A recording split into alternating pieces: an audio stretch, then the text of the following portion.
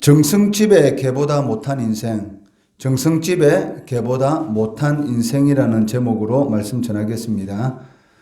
우리 속담에 정승집의 개가 죽으면 사람들이 문상을 가도 정작 정승이 죽으면 문상을 가지 않는다라는 말이 있습니다. 여기에 한술 더 떠서 정승이 죽으면 식사를 다 마치고 문상을 가고 정승집 개가 죽으면 식사를 중단하고 문상을 간다라는 말도 하기도 합니다. 이러한 속담은 왠지 우리의 마음을 씁쓸하게 합니다. 이러한 속담이 생긴 그 이유가 무엇일까요?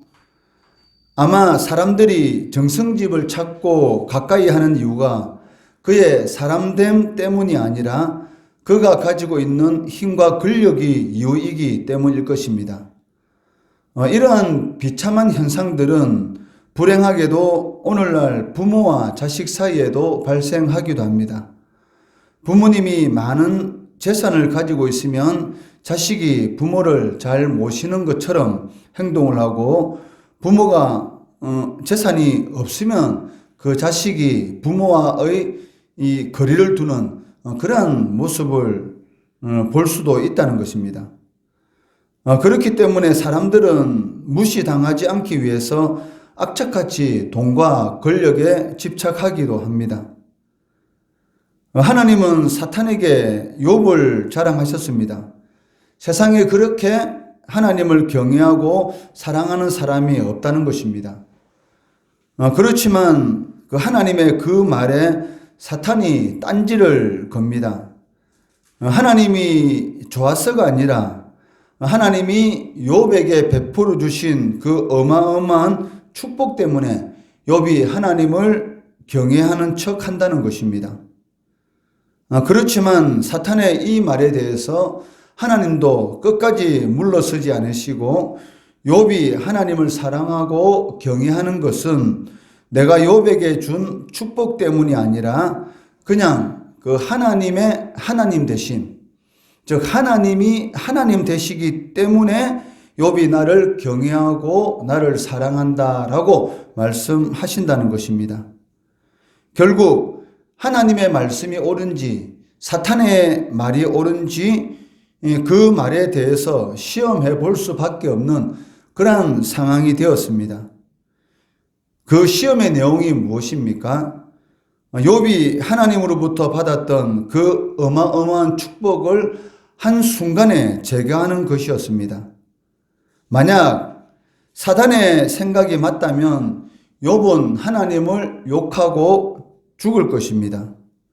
그렇지만 그 시험의 결과가 어떻게 되었습니까?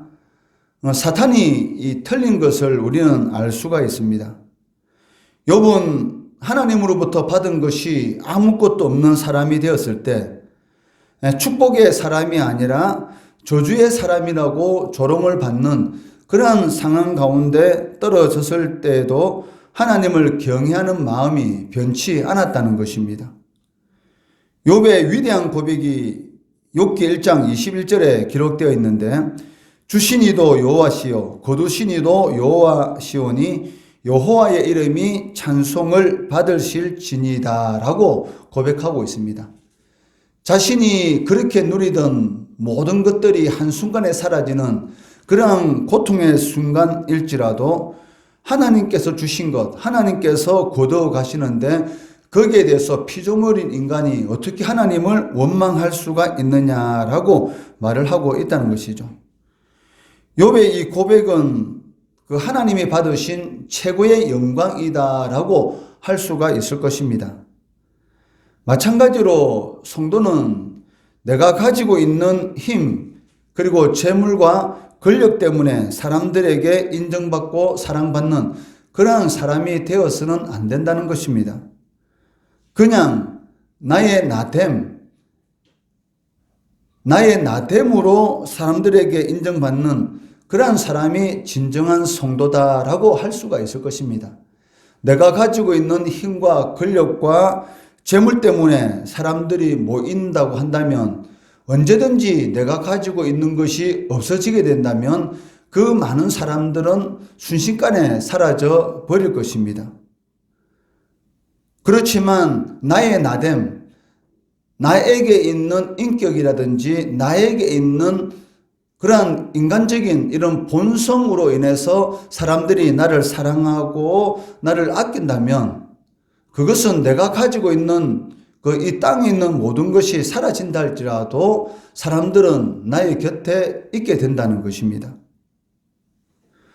오늘 본문 말씀을 보시면 앞에서 살펴본 속담과 같이 정승집 개보다도 못한 그러한 취급을 받는 일이 일어나는 것을 볼 수가 있다는 것입니다.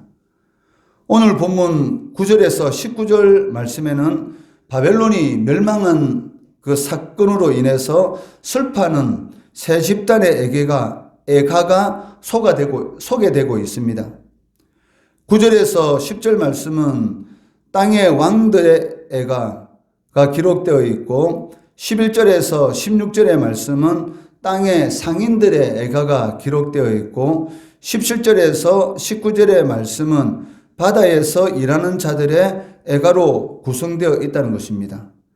이 18장에 나오는 이 세 집단의 애가에서 우리는 한 가지 공통점을 발견할 수가 있는데 그것은 이들이 바벨론의 이 멸망의 그런 모습을 볼 때에 이들이 애통하는 이유가 동일하다는 것입니다. 즉 바벨론의 멸망 때문에 마음 아파하며 애통하는 것이 자신들에게 이익을 주던 부의 원천이 사라진 것 때문에 안타까워하고 아까워하는 것입니다. 그러니까 바벨론이 멸망당하는 그러한 모습을 보고 애통해하는 그 바벨론으로 인해서 자신들이 많은 부를 누리고 있다면은 바벨론이 멸망하는 것에 대해서 애통하는 그 이유가 무엇 때문에 애통해야 하겠습니까? 자신이 그동안 은혜를 받은 것, 그리고 자신이 바벨론으로부터 도움을 받은 것, 거기에 대해서 감사하며, 그리고 저렇게 선한 일을, 자신들에게 좋은 일을 행하여 주었는데도 멸망당하는 그 모습을 보면서 마음속으로 진정으로 안타까워하고 애통해야 되는데도 불구하고 이들이 애통하는 그 이유가 무엇이냐면 바벨론의 그 고통, 바벨론의 멸망 그 자체 때문에 애통하는 것이 아니라 자신이 지금까지 누리고 있던 이익의 원천이 사라진 것, 이 부의 원천이 사라진 것 때문에 안타까워하고 아파한다는 것입니다. 9절 말씀해 보시면 그와 함께 음행하고 사치하던 땅의 왕들이 그가 불타는 연기를 보고 위하여 울고 가슴을 치며라고 기록되어 있습니다. 땅의 왕들이 울고 가슴을 치는 이유가 무엇입니까? 자신들에게 음행과 사치를 보장해 주었는데 그러한 보장의 근원인 이 바벨론이 망했기 때문입니다. 땅의 상인들도 마찬가지입니다. 11절 말씀해 보시면 땅의 상인들이 그를 위하여 울고 애통하는 것은 다시 그들의 상품을 사는 자가 없습니다 라고 기록되어 있습니다. 즉 자신의 상품을 사줄 사람이 없어진 것 때문에 애통하고 있다는 것입니다. 또한 바다에서 일하는 사람들의 경우도 마찬가지입니다. 19절의 말씀을 보시면 티끌을 자기 머리에 뿌리고 울며 애통하여 외쳐 이르되 화이또다 화이또다 이 큰 성이여 바다에서 배부리는 모든 자들이 너의 보배로운 상품으로 치부하였더니 한 시간에 망하였도다 라고 기록하고 있습니다. 바다에서 일하는 자들도 마찬가지입니다. 바벨론의 멸망에 대해서 애통하는 것이 바벨론 자체의 멸망 때문에 고통하는 것이 아니라 치부하던 근원이 끊어졌기 때문에 그것 때문에 애통하고 있다는 것입니다. 이처럼 바벨론으로 말미암아 경제적으로 치부하는 자들 앞에 공통적으로 붙는 그러한 단어가 있습니다. 그게 무엇이냐면 땅의라는 단어입니다. 땅의 왕들, 땅의 상인들이라고 말을 하고 있는데 이 단어에는 그 두 가지 의미가 있습니다.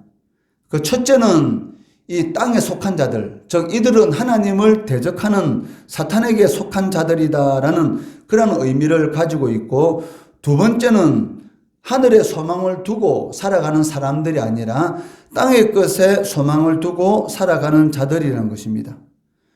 그러니까 궁극적으로 땅의 것에 소망을 두고 살아가는 그 자들의 관계의 초점은 어디에 맞춰져 있습니까? 바로 자신의 이익에 모든 관계의 초점이 맞추어 있다는 것이죠. 자신에게 이익이 되는 것이면 그 사람과 관계를 맺고 있고, 자신에게 전혀 이익이 되지 않는다라고 한다면 언제든지 그 관계를 깨트릴 수 있는 그러한 존재들이다라는 것을 알 수가 있습니다. 그것을 우리가 확실히 알 수 있는 것은 오늘 본문 말씀해 보시면 땅의 왕들, 그리고 땅의 상인들, 그리고 바다에서 일하는 사람들은 이 바벨론을 통해서 모든 이 부에 자신들이 필요한 모든 것들을 이렇게 채워왔습니다. 그렇다면 자신들이 바벨론으로부터 그렇게 많은 것을 얻었고, 그리고 많은 도움을 받아왔다고 한다면은 바벨론이 고통당하는 것을 보고 위로하고 회복할 수 있도록 도와주는 것은 당연한 것입니다. 그런데도 불구하고 바벨론이 심판을 받아서 고통당하고 멸망하고 있는 그런 순간에 그들이 하는 행동이 무엇입니까? 그냥 멀리 서서 구경만 하고 있다는 것입니다. 혹시나 자신에게 이 불똥이 떨어질까봐 두려워서 그렇다는 것이죠. 이러한 일들은 오늘날 정치 세계에서 또 많은 사람들의 이런 관계 속에서도 우리가 볼 수가 있지 않습니까? 자신이 필요할 때는 그렇게 잘 챙겨주는 사람이 자신에게 좋지 않은 그러한 이런 손해가 입힐 것 같은 그런 이 불똥이 튈 것 같은 그런 일들이 생기게 되면 언제든지 손절할 수 있는, 언제든지 관계를 끊을 수 있는 사람들이 어떤 사람들이냐면 땅의 것에 소망을 가지고 가는 사람들, 사단에게 속한 자들이 바로 그러한 것에 인간관계에 초점이 맞추어져 있다는 것입니다. 10절 말씀해 보시면 그의 고통을 무서워하여 멀리 서서 이르되, 그리고 15절 말씀해 보시면 바벨론으로 말미암아 취부한 이 상품의 상인들이 그의 고통을 무서워하여 멀리 서서, 그리고 17절 말씀해 보시면 그러한 부가 한 시간에 망하였도다. 모든 선장과 각처를 다니는 승객들과 선원들과 바다에서 일하는 자들이 멀리 서서, 자신에게 그렇게 많은 도움을 주었던 이 바벨론이 멸망하고 고통을 당하는 그 순간에 그 고통에서 회복될 수 있도록 도와주고 또 회복할 수 있는 그 길을 찾도록 도와주는 것이 아니라 멀리 서서 그러한 이런 멸망의 고통이 자신들에게는 미치지 않도록 그냥 구경만 하고 있는 그러한 상황을 볼 수가 있다는 것이죠. 그렇기 때문에 우리들이 사람과의 관계를 이렇게 맺어갈 때에 내가 가지고 있는 이런 권력, 명예, 이 재물 때문에 나와 가까이 하려고 하는가? 아니면 나의 나됨, 그 나 자신만 보고 나와 관계를 맺으려고 하는가라는 것에 대해서 잘 분별할 필요가 있습니다. 우리는 우리에게 무조건 잘해준다 가지고 자기 속에 있는 거 다 내놓고 하다 보면 어느 순간인가 그것이 자기에게 다시 이렇게 어떻게 보면 이 불똥으로 다시 돌아오는 그러한 일들이 있을 수가 있다는 것입니다. 처음 이 설교를 시작할 때 그 속담에 대해서 말씀을 드렸습니다. 정성집에 개가 죽으면 사람들이 문상을 가도 정작 정성이 죽으면 문상을 가지 않는다. 여기에 한술 더 떠서 정성이 죽으면 식사를 다 마치고 문상을 가고 정성집 개가 죽으면 식사를 중단하고 문상을 간다. 이 얼마나 씁쓸하고 이 얼마나 기가 막힌 그런 관계입니까? 결국 이 많은 사람들이 그 정성을 따랐던 그 이유가 무엇입니까? 자신에게 필요한 것이 그 사람에게 있기 때문에 따랐던 것이죠. 그렇지만 그 사람이 죽고 나니까 아무 자신에게 도움을 줄 수 없는 그러한 상황에 처하니까 안면몰수하는 그러한 일이 이렇게 일어나고 있다는 것입니다.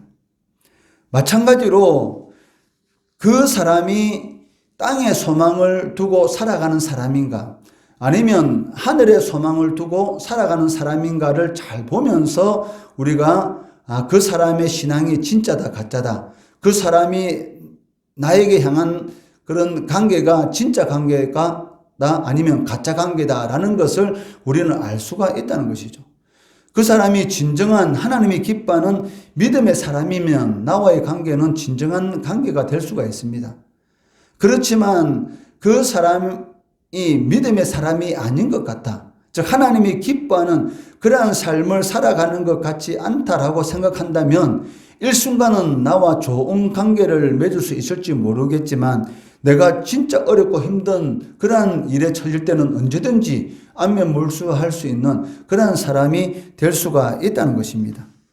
이것은 영적으로 우리가 해석을 하게 된다면 사탄이 바로 이러한 존재라는 것입니다. 우리가 세상과 타협하고 살아가면 우리 이웃들이 우리들에게 간슬게 다 빼주고 좋게 해줄 것 같은 그런 행동을 하고 있지만 궁극적으로는 실질적으로는 우리의 망하는 것을, 우리가 잘 되지 못하는 것을 원하고 있다는 것입니다. 이것이 사탄의 궁극적인 목적이지 않습니까? 하나님을 사랑하는 마음을 도둑질하고 죽이고 멸망시키는 것이 바로 사탄이 원하는 것이다 라고 요한복음 10장에서는 기록하고 있습니다. 이것은 사탄에게 속한 자들도 마찬가지입니다. 우리가 자신들이 원하는 그런 모습을 가지고 살아갈 때 얼마나 좋아하는지, 그렇지만 하나님의 사람으로서의 살아갈 때 언제든지 안면몰수하는 그런 모습을 볼 수가 있다는 것이죠. 그것은 그들이 사탄에게 속한 자들이고 땅에 소망을 두고 살아가는 자들이다, 즉 우리와 전혀 다른 그러한 세상에 속한 자들이다라는 것을 우리는 항상 알아야 됩니다. 그렇기 때문에 주님께서 제자들을 파송할 때 뭐라고 말씀하셨습니까?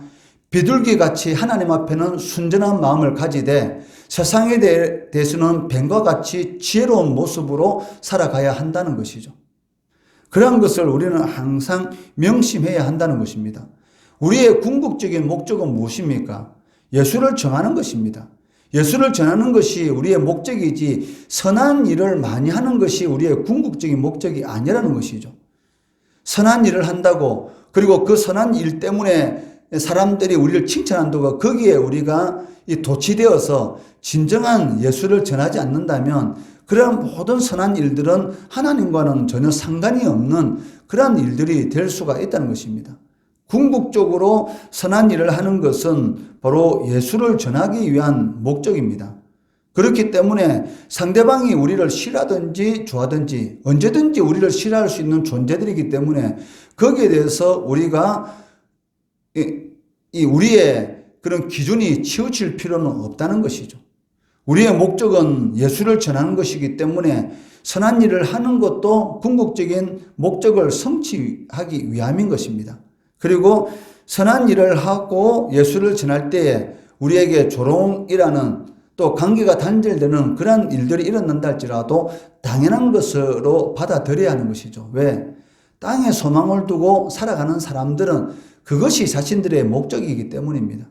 자신에게 도움이 되지 않는다 싶으면 언제든지 손절할 수 있는 사람들이기 때문에 우리가 선한 일을 할 때는 우리와 가까이 지내더라도 복음을 전하면 손절하는 것, 그것은 당연하다라고 생각하고 우리가 지혜롭게 이 세상에서 복음을 전해야 한다는 것입니다.